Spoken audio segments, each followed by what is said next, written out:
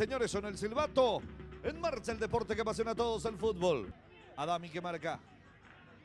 Colando de marca, apareció Juan Gauto buscando a Verdún. La marca de casa, Verdún que gana con velocidad, mete el centro por bajo, Ábalos, gol. ¡Gol!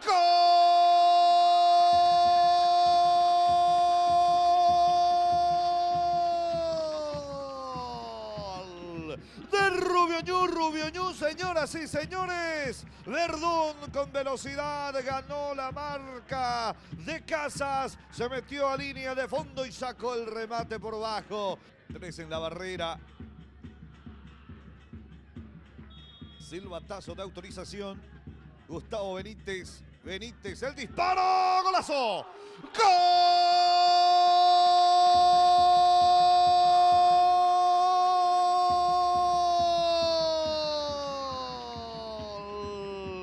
De Rubio Ñu, señoras y señores. Pero qué golazo, qué remate.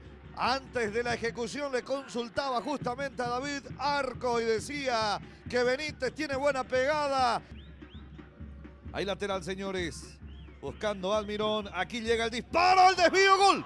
¡Gol!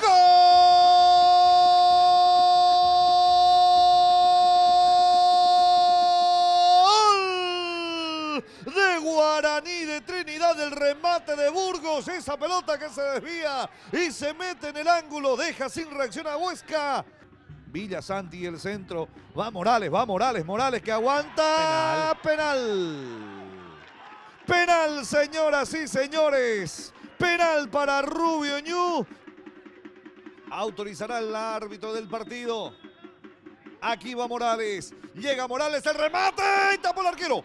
Tapó el arquero de Guaraní. Tapó Suárez, señoras y señores. Y aquí insiste Morales. De Itapúa. Y aquí tiene panorama Samaniego, el disparo, se le fue al arquero, gol. Piñero, gol